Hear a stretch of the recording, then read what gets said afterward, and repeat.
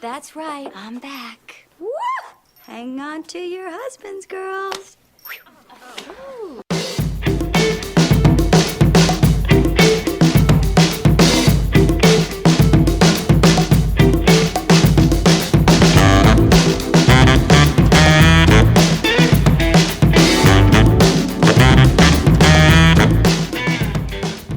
Hey, Katrina Porter. Hey, Anna Serene. Welcome to Split Happens, everyone. Welcome you to Split Happens. Welcome back to the studio. We're back in the studio. Thank God. Well, Chicago was fun. It was, but this is a comforting blanket. It really is. This is like one of those, weight blankets. I've heard people say that they like those. I don't think I would like it. I know. My weighted blanket is my dog's. Every time I'm sleeping, my legs are trying to escape. Let me out. My feet are Steve McQueen every night I go to sleep. Oh, hey, welcome to Split Happens. You said that already. Oh, shit. I've got a disclaimer. Oh, shit. Wait. Let me tell him what we're here. Wait. Let me tell him why we're here. Let me tell him what this is about. Okay. Each episode, Katrina and I discuss a movie we both really, really love. The catch is, only one of us, the pro, Me. is allowed to defend how good it is, while the other, the con, me, Anna. is forced to attack it. We have 3 rules. Number 1, whoever claims pro on a movie we haven't covered gets it. Number 2, the con does not have to attack until the synopsis actually starts. And number 3, and probably our most important rule, during the synopsis, the con, who is me, can't say anything nice about the movie. We have a penalty now for breaking rule number 3, because we kept doing it, which is the offender has to say a good thing about a specific movie that we hate. My chosen movie is the remake of Clash of the Titans. And Katrina's Is the movie, not the TV show, which is great, the movie Hannibal. Yes. You will know that this rule has been broken by the sound. I'm in a glass case of emotion! Today, like I said, Katrina is defending this movie. Yeah, this wonderful movie that warms your heart and makes you feel good from the second the music comes on, and there is literally nothing bad to say about it. We'll see. Okay. I am going to bury this movie and hope demon boyfriend roses emerge from the ground. Which means we're doing 1998's Practical Magic. Yay! Okay, I have a disclaimer. Yeah. Is it about alcohol? Yeah. Yeah. Okay, so what had happened was, and the way I'm going to tell it, no matter what Anna's response is the truth. What happened was, Yeah. because I love you all, and I believe in doing what's right, we went to Acapulco before recording. Yay! Tradition! And we had our margarita. And then, after I paid the check, Anna brought tequila shots to the table. Someone left it on the table. Are we gonna not drink tequila? It's a good tequila. I should know. I ordered it. Okay, so I'm not sure how this is gonna go, but we're gonna give it a try. We are gonna give it a try. I have a disclaimer. That we didn't stop, and now we have more alcohol here. I'm drinking more. It's Practical Magic. They have midnight margaritas. For goodness sakes. Midnight margaritas. Woo, woo. Okay, so my disclaimer is that it's been a while since we've recorded in the studio. Yeah. And it's been a while since I've had alcohol. Yeah. Somehow. Yeah. Even though we're in the middle of the NHL playoffs. Go you Avs. Go you Avs. I haven't been drinking during it. But I think I did something funky with my microphone. So there might be a sound. Ooh. And my bad. Like Funky Cold Medina? The kids don't know what that is. No. Okay. Why are you bringing Tone Loc into this? Why It has wouldn't nothing I? to do with this. Tone Loc was great in Ace Ventura Pet Detective. He was. Yeah. You're right. Pro. You didn't count to 3? That is not a sanctioned rule yet. Let's talk practical magic. Okay, speaking of counting, Yes. this movie was the 43rd highest grossing movie in 1998. I don't know if that's good or bad. I know that Rotten Tomatoes says this movie is no good. What? It gets like 20-something% on Rotten Tomatoes. It's something abhorrent. This movie came out the same year as Blade, so Oh. maybe that's why it didn't get enough attention. We already went over the Blade movies. Or the movies that came out. Yeah, we did. And if you don't remember, go back and listen to Blade. Yes, please. And then go on iTunes and rate us and review us 5 stars. You don't have to attack yet. What do you want to say?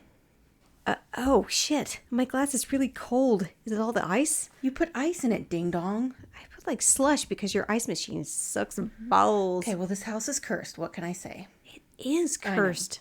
I know that's We're why not gonna bring the P word, the P to the Altergeist word into this because we have our own curse with that. I think that's why our episode of Poltergeist kind of sucked. I just said we're not saying the word Because this house is cursed and it's just too sad. Yeah. Otherwise, the episode would have been great and you all would be able to hear it. But we're just keeping that one to ourselves. Maybe we'll release one day and be like, "Here, you suffer with us." Here you go. Here's some garbage with some facts. All right, practical magic before we start. We always have a hard time attacking these movies because, like I said in the beginning, we both love them. That's kind of the point. I love it. I think the over-under on you getting the button pushed on you is... Oh, that's it? Yeah, play the fucking song. Oh, here we go.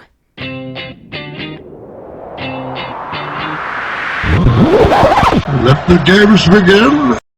The movie opens and you immediately hear the score, which sounds dumb when I say it because that's what happens in every movie, is there's the opening score. That's true. That does happen in every movie. I know, but maybe it is also the case in every movie. But when I hear the opening score in this movie, I'm like, oh, I know what's happening.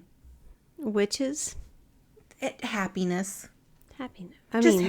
Happiness. The first witch is getting hung. Okay, well, let me just tell you a little bit. Okay. I'm going to say the guy's name wrong probably because that's what I always do. Michael Nyman. Could be wrong. Who is he? He wrote the original score for the entirety of the movie Practical Magic. But then Warner Brothers was like, nah, we don't really like it. After he had done the entire score for the entire movie, so they dumped it. Ooh. Yeah. Eventually when we get into Emperor's New Groove. Yeah. Yeah. Which I have pro on. Okay. But we will talk about something very similar. Okay. Stay tuned. So Alan Silvestri did the actual score, which is fantastic. No offense to Michael Nyman. I'm sure he did a great job. Sure. Not good enough. But, Okay. I don't know. The director of this movie is Griffin Dunne. Are you serious? Yes. You didn't know that? No! Yeah. Griffin Dunne is the... You don't have to look it up, bitch. Griffin Dunne did this I feel movie. like you're fucking with me. Griffin Dunne was the director for this movie. This was the second movie that he directed. What the fuck? What was the first movie he directed? Addicted to Love. What? With Meg Ryan Ew, and I Matthew... know what that is. I was working in a movie theater at the time. Yeah, I'm telling the people. It had Meg Ryan and Matthew Broderick. Ugh. And I think maybe Kelly Preston, but I'm not 100% sure on that. Can we tell? Do you have at your disposal who Griffin Dunne is? Because I love him. An actor? Yeah, he was an American Werewolf in London. Oh yeah, I did know that. He was the friend that died and that kept showing up. Yeah, so you I really love him. Oh, you do? No, nice try, French fry. That was not a thing about this movie. It's about Griffin Dunne as a person. Who's the director of this movie? I didn't say I love him as the director of this movie. I love him. Sandra Bullock plays Sally. Nicole Kidman plays Jillian. Stockard Channing plays Frances, Franny. Yeah, Aunt Fran. Aunt Franny. And then the amazing Dianne Wiest plays Aunt Jet. I think I can say that we love Dianne Wiest because of other roles that she's been in, Lost Boys. and everything. And I can say that without Okay. incurring a penalty. Yeah, you can say that. Thank you. Aidan Quinn plays Detective Gary Hallett. Yes, I do recall. Yes, and then Goran Visnich. he plays Jimmy Angelov. Mm-hmm. Yeah. Yes. Anything to say about that? Almost. We have a couple really young actors that did okay for themselves. Evan Rachel Wood. Evan Rachel Wood.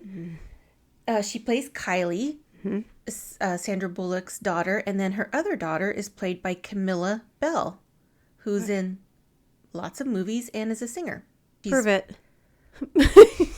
She's okay. I'm telling you, everyone's gonna make fun of you because you don't know who that is, and you're making me prove that she's famous. Everyone knows she's famous. The movie starts with an unsuccessful hanging Yes. of a witch, of the hanging of Maria Owens. No. We open with a witch about to be hung, and sorry, I call bullshit because I saw Warlock and they have to burn her over a basket of cats. And I know for sure I didn't see a single fucking cat. Yes, because Warlock is the authority on what happened to witches back in the day. So all the QAnons scurry off when she obviously doesn't die. And then she has a curse. Yeah, she gets banished and she's pregnant and she's waiting for her love to come find her and she doesn't. So she gets a little sad. I'm sorry, you've been pregnant before, right? You were a crying, moody bitch. I do recall. And if you could curse someone, I bet you would have. Many times. Yeah. I cursed many people. Right. Well, Maria Owens was good I at didn't it. think they were actually going to feel it. I mean, I hoped. And I should say, there's some things I'm going to talk about after we go through the synopsis. This movie was based off the book Practical Magic by Alice Hoffman. Not only was it a book, it was a series, which I didn't know until our beloved cousin Marie, who I'm going to talk about throughout this, and I'm going to talk about more at the end of it. We referenced her In in Warlock. Warlock. Okay. Yes, but I got some facts from Marie. And so I touched base with her about what did you think about this movie? What did you like? And we were actually talking about it over the summer. And she's like, well, I liked it, but I like all the books in the series. And I was like, what? And because she's perfect, she said the books came out and it's a little disjointed, but so read them in this order. And I'll post it on Instagram. I'll tell you the order if you haven't read the series, what order to read them in, because it's great. Basically, the curse that Maria Owens did was that any Owens woman who falls in love with someone, that person is doomed to die. Was it an overreaction? Yes. But she had just been almost hung, and she's pregnant Yeah. and alone, Yeah. and she's sad. Sometimes people overreact. Okay. I can agree with that. Why are you so antsy the pantsy over that button over there? I'm not saying anything about the movie itself. You need to check yourself before you riggedy wreck yourself. The movie goes from talking about Maria Owens to talking about the mother of Sally and Jillian, who are our main characters, and it sets it up where the mother has passed away because she died of a broken heart because her husband died. That's a real thing. Which totally happens.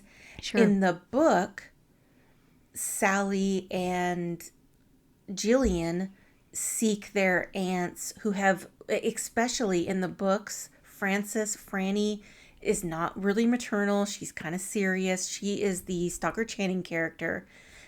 Jillian and Sally seek these aunts out, and it's really out of the blue. And they're like, you've got to kind of take us in because life sucks. And so in the book, that's how that connection. But in the movie, you just see him show up. What do the aunts say to them as far as like rules of their house? They say that you get chocolate in the morning. Chocolate cake for breakfast. Yeah, and lots of education. No bedtime.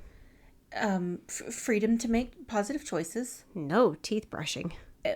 Because they're going to do a spell and their teeth are just going to be brushed. Bullshit. Yeah, it's in the book. We don't worry ourselves with silly things like childhood obesity or, insomnia or, gingivitis. You know how I know that they cared about their teeth?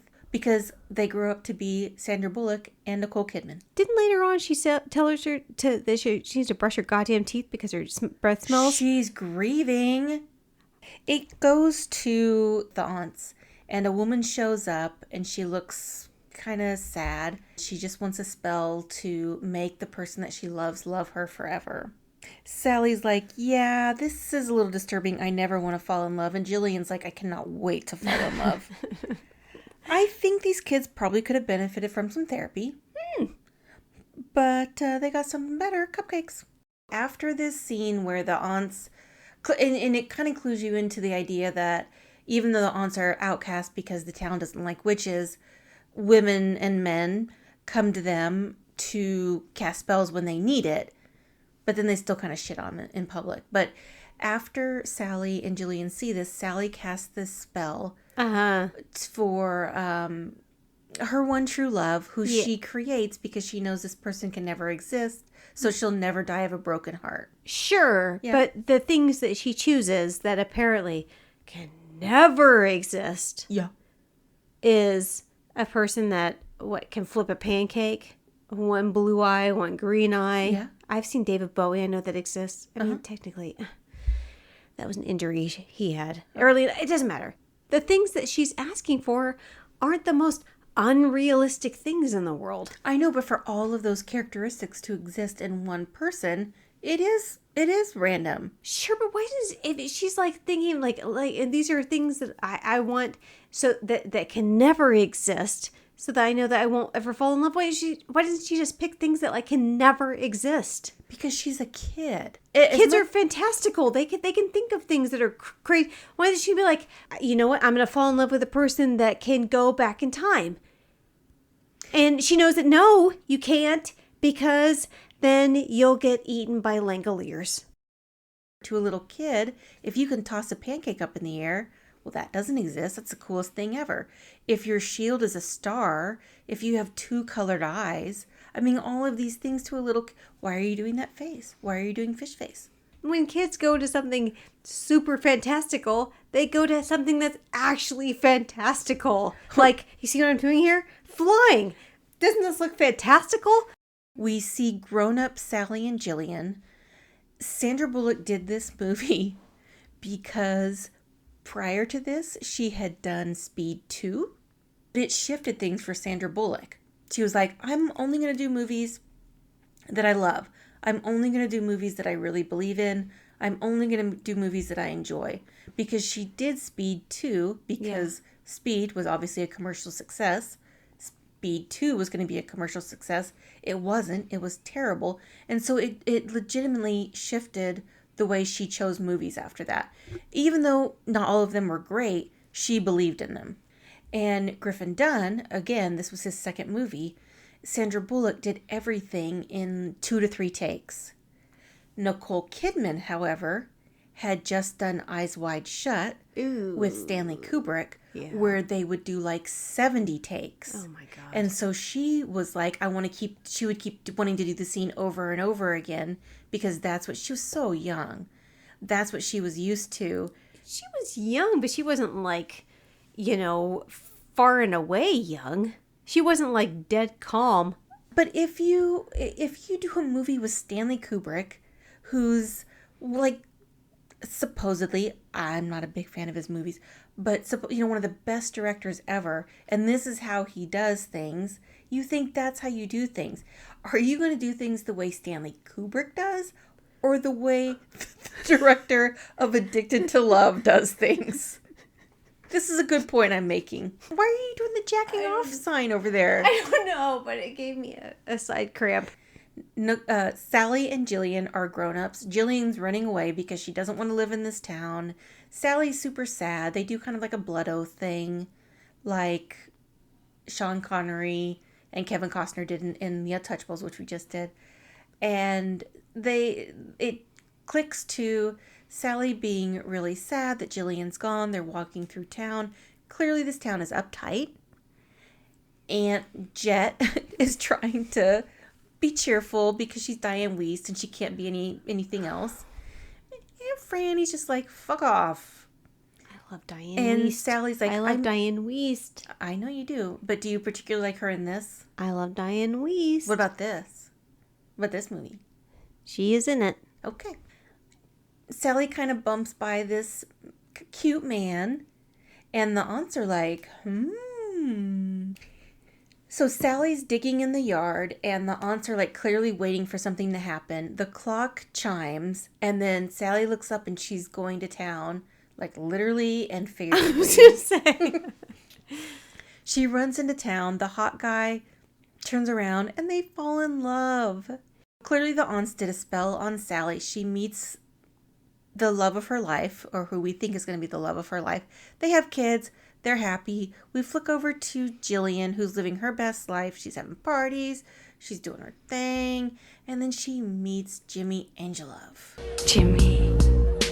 Angel love, angel love, angel love, angel love, angel love. How do you say red flags in Bulgarian? I don't think Jillian understands the term red flags. She should. She should. But Holy but, shit. But she doesn't. Are there times when I should stop eating chips and queso? Yes. Do I? No. Chips and queso aren't going to strangle you to death. The thing with the curse is there's this little beetle that's a motherfucker that once you hear this beetle, it clues the Owens woman that means death is coming to the person that they love. Who could have guessed from the Death Watch beetle? Death Watch beetle. So Sandra Bullock, Sally, starts hearing this beetle, and she is freaking out. She is tearing this house apart like Anna looking for sugar after a hard day at work. What the fuck? Dude. Okay. And you think she gets it. The beetle stops, and then whoopsie. You immediately looked at sugar on your desk. You said sugar. So he dies. He dies, and Sally goes back to the aunts, and she's like, I know you can do this. You need to bring him back. I've seen you do crazy shit before. And they're like, no. And Sally's reaction to Michael dying is like my reaction when Omar died in The Wire. Griffin Dunne, the director of this movie. I don't have a whole lot of trivia about this movie, which kind of bums me out because that's one of my favorite things about being the pro is trivia. Mm-hmm. One of the pieces of trivia is that Griffin Dunne had hired a witch to consult on the as the movie was going on. She was like, "Nah, I want more money," and he was like, "No, bitch." And so she later claimed that she cursed the movie. Yeah. To which I say, because I talked to Marie, that was not a witch, because one of the major tenets of witches is to do no harm. So, because of this fake-ass witch Gloria, is what I'm calling her, Griffin Dunne had an exorcism done. Because No, he did thought not. Yes, I swear to, I'm not fucking Griffin. He thought the movie was cursed. So he legitimately had an exorcism done. All right. Sally is clearly grieving and needs her sister, who is dating a lunatic that she has to drug to visit sad Sally. She can't get out of bed. It's actually a really good depiction of grief, I think. And it's such a small part of the movie, but it's done so well. My favorite part of the scene is something that we quote all the time. They're laying in the bed and Jillian's getting ready to go. And Jillian, who is clearly kind of a fuck up and she's just sort of a flake, but she's like, you know, you're never going to forgive yourself like it was tough to forgive our parents if you don't take care of your girls. And she's like, and brush your goddamn teeth because your breath stinks. We say that all the time, and it's just so... This movie really captures the love that these two sisters have for each other, even when they don't see each other every day. All right, I love this part about the movie. I'm in a glass case of emotion. What do you have to say about Clash of the Titans? Oh, I don't even know it's worth it. Say it. It wasn't 5 hours long. Now we get Sally getting her groove back. She's opening her store. How about that employs multiple people, even though apparently it's not particularly popular. It shows almost no customers the entire show. How is she able to employ so many people for a store that apparently makes no money whatsoever? Sally writes a letter to Jillian, but sees a circle around the moon and knows trouble is coming.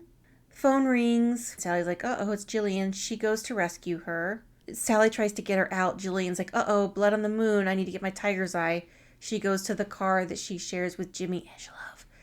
And she reaches in to get it, and he attacks her because he's a bastard. And he's like, all right, get in the car, Sally. And so they start driving.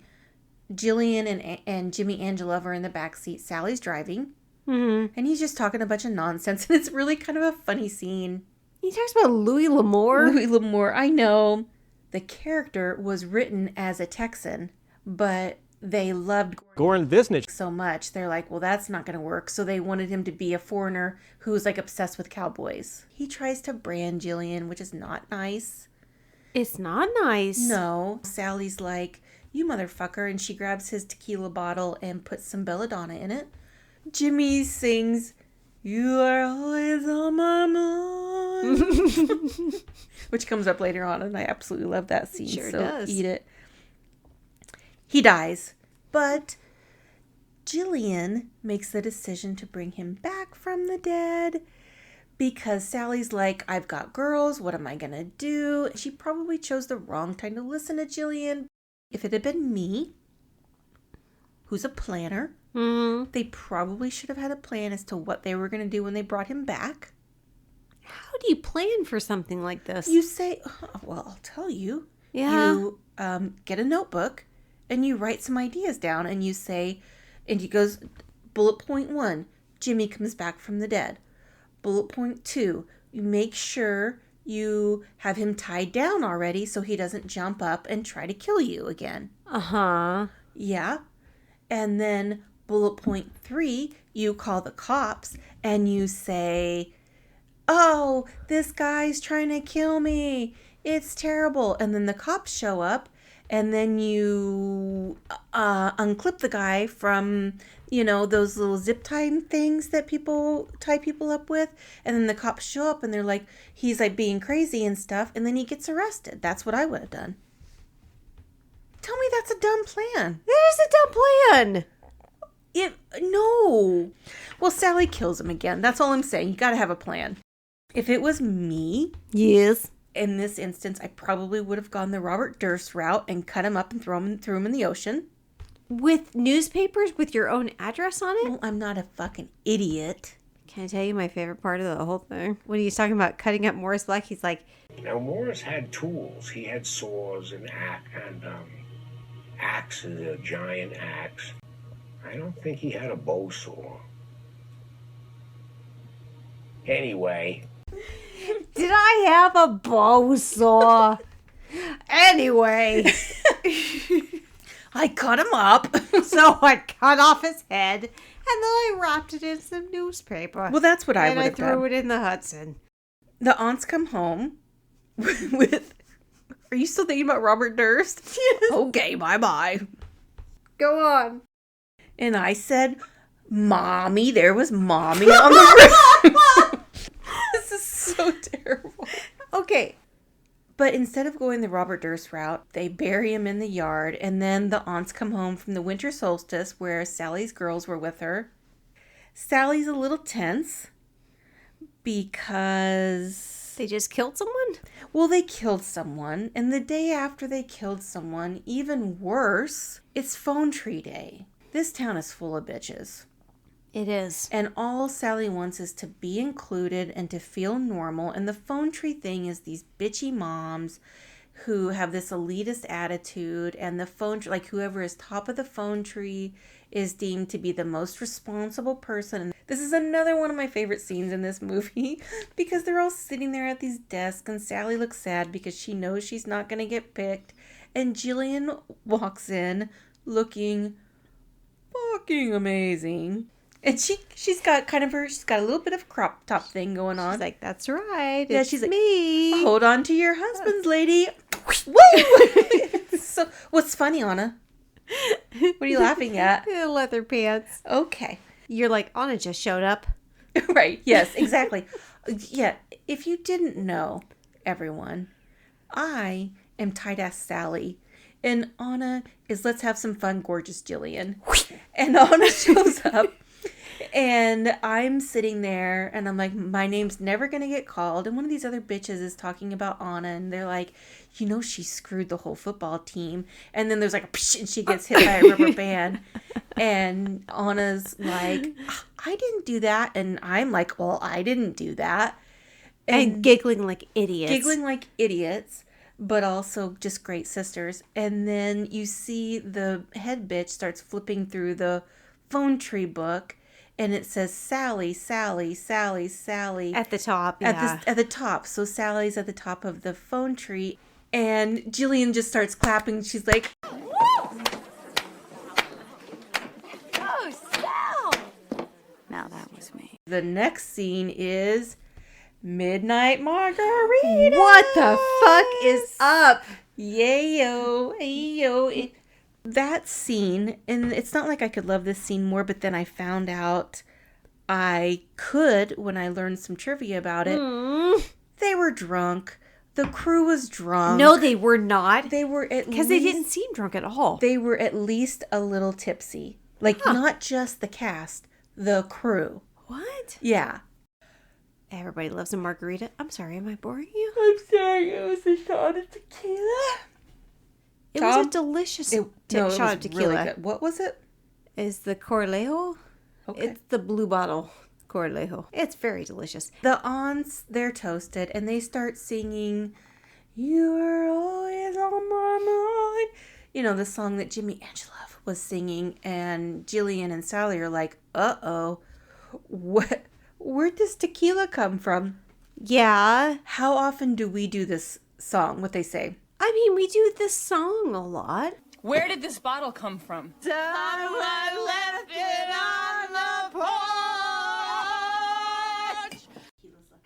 Okay, well, I mean, okay, I guess I want to ask you specifically. Okay. You. Okay. Katrina Porter. Yeah.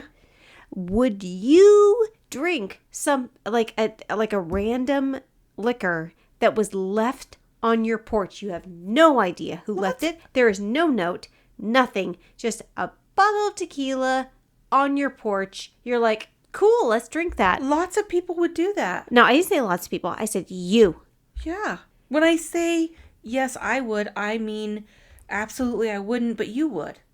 No one reasonable would. This isn't about me. Okay, do you want my counter argument? No. These aunts have been taking care of the women in this town forever. People leave them shit all the time. Yeah, bad stuff. They hate them. If somebody in the town, was scared of me and they left, there was a random bottle of liquor on my porch, absolutely fucking maybe. You and, other reasonable people are what would you do? Okay, but we also Please tell me established... what you would do, because I need to know. What I would do is maybe not what other people would do, but these ladies seem like they have a hell of a lot of fun. Sally seems like she has a hell of a lot of fun to you. Sally is me on film. The aunts are pissed, and they're like, this is your problem, you fix it. Jimmy's boots in the scene, I just want to mention that house is massive, yes? I am so glad that you brought that up. I do have a little piece of trivia about that. Wait, okay, so that house is massive, yes? Kind of. Yeah, I mean, but it is portrayed as massive, yes? But, yes, and it is in the book. Great. Okay. Okay, so, and the two daughters in this massive house are sharing a twin bed. Yeah. These girls are very close. They're grieving. Gary Hallett shows up, who we already established is Aidan Quinn.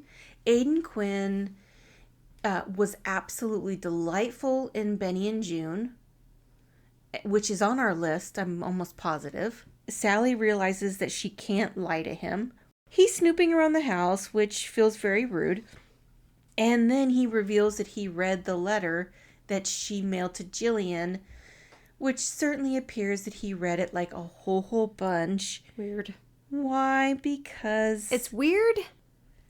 Sally invites him to breakfast the next day, and Jillian enlists the help of the children to make banishing syrup to get Hallett to piss off.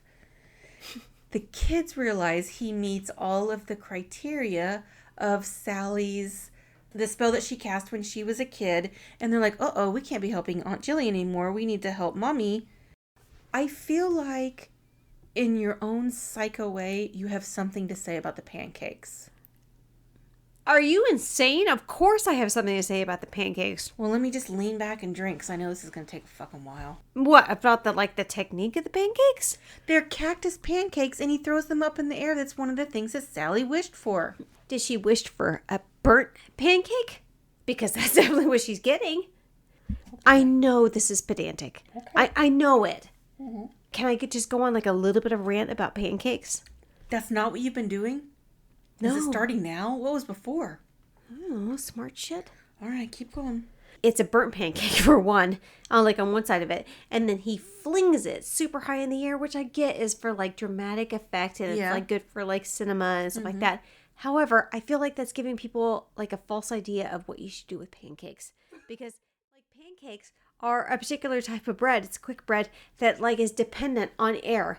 And it needs to like have those air bubbles. Like flipping in the air is like going to make it, first of all, if it even makes it back on the pan, they should have baking soda and baking powder, which is, they're both leavening agents. When you're making pancake batter, like, look, when you're making pancake batter, it should have lumps and stuff. There's a reason why it should have lumps and stuff is because you're not supposed to over mix it. The more you mix it, 346 minutes later. You're like working against yourself if you're just flipping it up in the air and letting it splat down on the platter. You're spiraling. Oh, look how cute I am. I'm so cute. Hey, you're spiraling.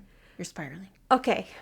People overmix their pancakes. Look at me. We're not talking about pancakes anymore. No. The kids pour the banishing syrup into the ocean.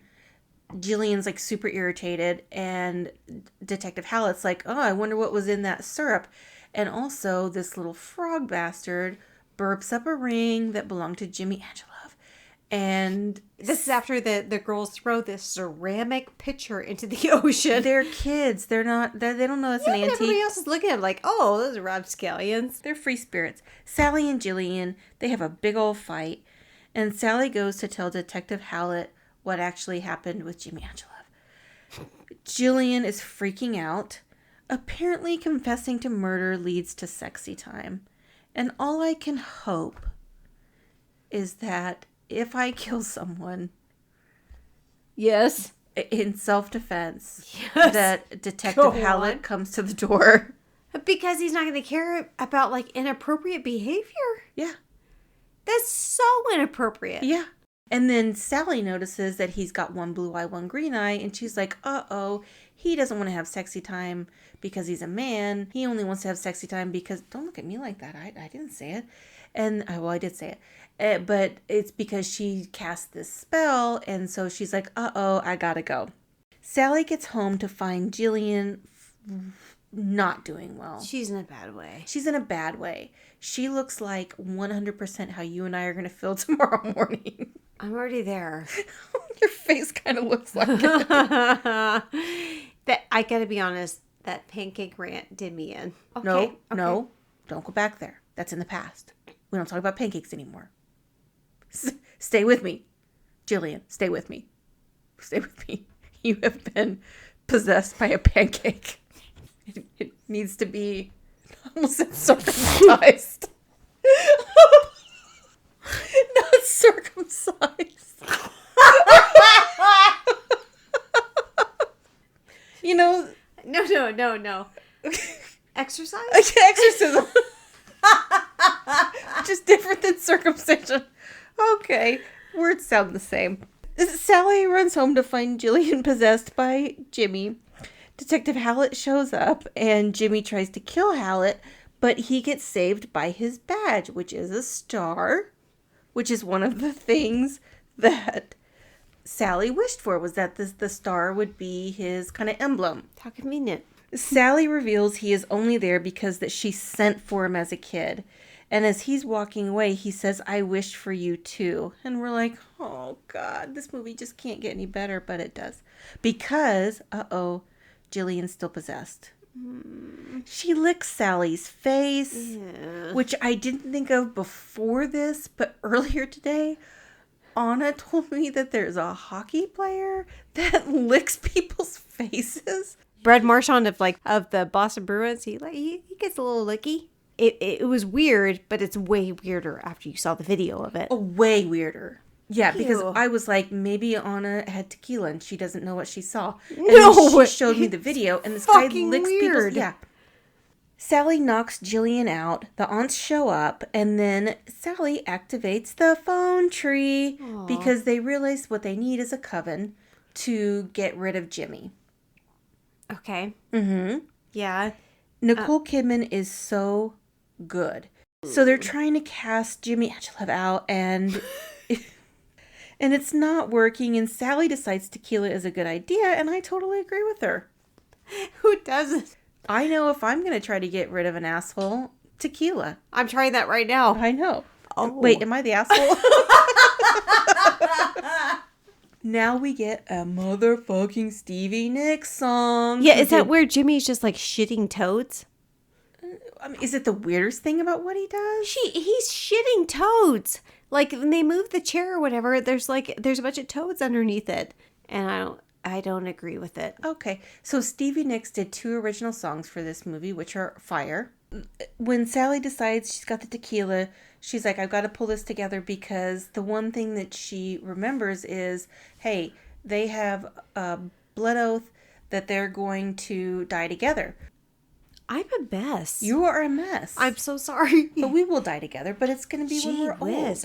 I thought I had this fixed. It's okay. I'm sorry. She's crying. I'm going to go back to my doctor. I have a complaint. I was supposed to have all emotion removed.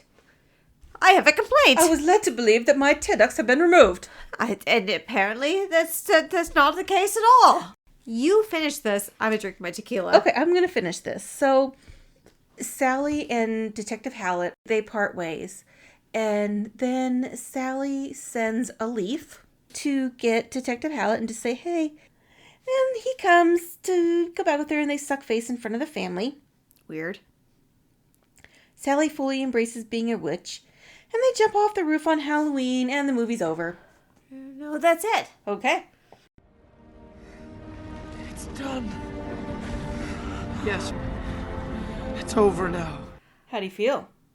I mean, my face says sad. That really got you, huh? It was just a little too much for me. Yeah, you're feeling. What is the deal? As I mentioned, I will post on Instagram, on all the socials, the order of the books that it's recommended that you read, and it's a little bit different because it's not in the release date of the books. This is just, you can read them in the order that they were released in. I'm going to recommend that you read them in the order that Marie recommended. Marie had said that one of the depictions in the movie that was very true was the shop, that the herbal shop is a perfect example of how witches like to blend herbs and intention together. One thing that was not, something that would be true to the Wiccan beliefs is the killing Jimmy Angelo or bringing him back. What they would do is instead of, killing him, they would make a poppet, is what she called it. I guess that's like a puppet. Yeah. Okay. Yeah. Oh, yeah. Yeah. And they would write a chant to get him out of her life or put his name on a piece of paper and place that paper in a Ziploc bag with water and then place that bag into the bottom of a freezer for him to chill out. Okay. And leave her alone. It's like a symbolism. Yes. Like it's just a talisman of some kind. Right. Like, okay. She said that the witches are portrayed pretty close to how Wiccans are in real life. The stirring the spoon and lighting the candles from breathing on them. It's cool. It's cool, but that's Hollywood. Yeah, sure. Yeah. And she also said that she oftentimes gets asked if she prays, and she says yes. That a witch's spell and the use of herbs, candles, etc. is their way of praying and wishing for an outcome. I know she said that Wiccan is praying, but with props. Yes, exactly.